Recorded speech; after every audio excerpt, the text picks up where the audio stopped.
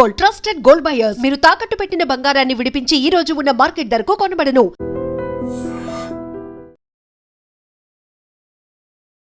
Actually YouTube guidelines ప్రకారం or social media guidelines ప్రకారం అయితే వీడియో అయితే నేను చూపించలేని పరిస్థితి. కానీ మీకు ఇక్కడ బ్లర్డ్గా మీకు ఒక పిక్స్ అయితే కనిపిస్తున్నాయి కదా, ఓ పిల్లాడు అట్లాగే ఒక పోలీస్ పర్సన్ అయితే మీకు కనిపిస్తున్నారు. యాక్చువల్లీ ఆ పిల్లగాడిని మనకు అంటే ఇల్లు కట్టేటప్పుడు ఒక పిల్లర్ వేసి దానికి ఇట్లా ఐరన్ రాడ్స్ అనేటివి ఉంటాయి కదా, కిందనేమో పిల్లర్ సగం ఉంటుంది, పైననేమో ఐరన్ రాడ్స్ ఇట్లా కనిపిస్తాయి కదా.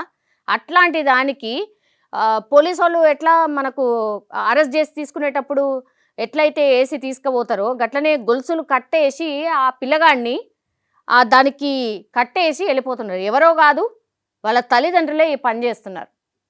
ఎందుకు ఏంటి అన్నప్పుడు ఇది మహారాష్ట్ర నాగ్పూర్లో జరిగినటువంటి ఇన్సిడెంటు. ఆ పిల్లగాడికి కేవలం 12 సంవత్సరాలు మాత్రమే. అండ్ వాళ్ళ తల్లిదండ్రులు కూడా రోజువారీ కూలి. యాక్చువల్లీ ఇన్సిడెంట్ ఏంటి అని అంటే, ఆ పిల్లగాడు మరి ఎన్నేళ్ల నుంచి ఇట్లా చేస్తుండో తెలియదు, కానీ పక్కన కనబడ్డాయి లేకపోతే చుట్టుపక్కల ఆయన ఎక్కడైతే తిరుగుతాడో వాళ్ళ దోస్తులలో తిరుగుతున్నాయో పక్కనో ఎదురింటి వాళ్ళు ఇంట్లోకి వెళ్ళి ఏదో ఒక వస్తువులు దొంగిలించుకొచ్చి వాళ్ళ ఇంట్లో దాచి పెడుతుండట. దొంగతనం ఎంత భయంకరం అయిపోయిందట అంటే, ఏ సెల్ ఫోన్ కనబడితే ఆ సెల్ ఫోన్ తీసుకొచ్చుడు, లేకపోతే ఏ వస్తువు కనబడితే ఆ వస్తువును తీసుకొచ్చుడు, దొంగిలించడం బాగా అలవాటైపోయిందట. బాగా కంప్లైంట్లు చేయడం స్టార్ట్ చేశారు. ఏం చేయాలో తల్లిదండ్రులకు పాలుపోతలేదు. ఇక కన్న కొడుకు ఏం చేయడానికి లేదు, తిట్టిండ్రు కొట్టిండ్రు అన్నీ అయిపోయినాయి, అయినా వింటలేడు, అయినా కంప్లైంట్లు ఎక్కువైపోయినాయి.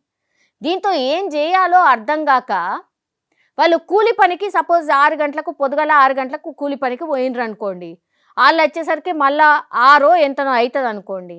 అప్పటి వరకు కూడా ఆ పిల్లగాడు మొత్తం ఆ గొలుసులతోనే ఆ పిల్లర్ దగ్గరనే ఆ గొలుసులతోని కట్టేసి ఉంటాడు. ఇక అటు మెసలే రాదు ఇటు మెసలే రాదు.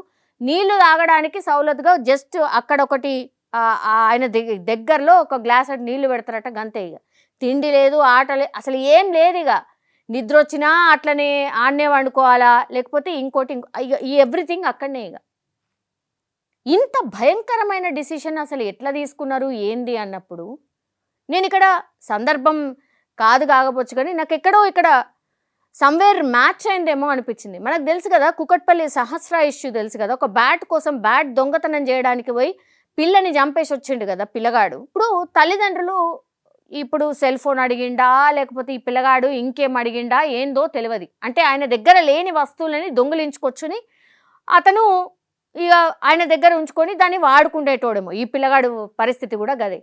ఇప్పుడు కుకట్పల్లి సహస్ర కేసులో కూడా ఆ పిల్లగాడి దగ్గర బ్యాట్ ఉండే, అంటే సహస్ర వాళ్ళ తమ్ముడి దగ్గర బ్యాట్ ఉండే. ఆ బ్యాటు బాగా నచ్చింది ఈ 10th క్లాస్ చదివే ఈ పిల్లగాడికి. దీంతో ఏం చేసిండు, బ్యాట్ దొంగిలించడానికని పోతే ఆ పిల్ల కనబడ్డది.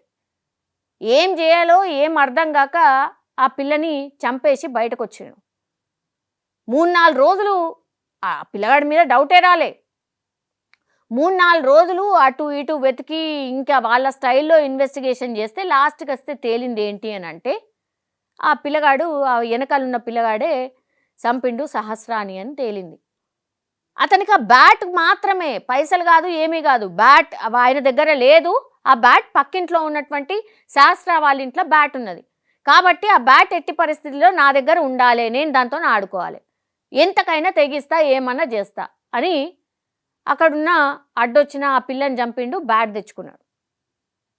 సో ఈడ కూడా నాకు ద సేమ్ పోలిక అవునో కాదో కానీ ఇక్కడ కూడా అదే అనిపిస్తుంది. దొంగిలించడం అనేది ఇక అలవాటైపోయింది. ఎంత అంటే ఇక ఏది చూసినా కొనుడు లేదు, ఇక అడగడం కూడా లేదు, రిక్వెస్ట్ కూడా ఏం లేదు. ఏది దొరికితే అది దొంగిలించడం, వచ్చి ఆయన దగ్గర పెట్టుకోవడం, వాడడం చేసిండు. చూసిండ్రు చెప్పిండ్రు కొట్టిండ్రు అన్నీ చేసిండ్రు, అయినా పిల్లగాడు మారలే. దీంతో ఇక గొలుసుతోని కట్టేసి వాళ్ళ పనులు వాళ్ళకు వేసొచ్చారు. కానీ మరి ఎట్లా తెలిసిందో, ఇక తల్లిదండ్రులు వచ్చిన తర్వాతనే ఆయనను వదులుతానన్నట్టు అంతే. మరి ఎవరికైనా చెప్పిండా ఈ విషయాన్ని, నన్ను ఇట్లా ఇట్లా చేస్తున్నారని? ఏమైందో తెలియదు. ఆ పిల్లగాడిని చూస్తే ఈ పోలీస్ వాళ్ళు పోయి చూసేసరికి అట్లనే కట్టేసి ఉన్నాడు. పక్కింటోళ్ళకో ఎవరికో ఇన్ఫర్మేషన్ అయితే ఏడికెళ్ళి పోలీసులకు వచ్చింది, ఇట్లా ఒక పిల్లాడిని అయితే ఇక్కడ వాళ్ళ తల్లిదండ్రులే కట్టేస్తున్నారు, ఇది సిచ్యువేషన్, రండి సార్ అని.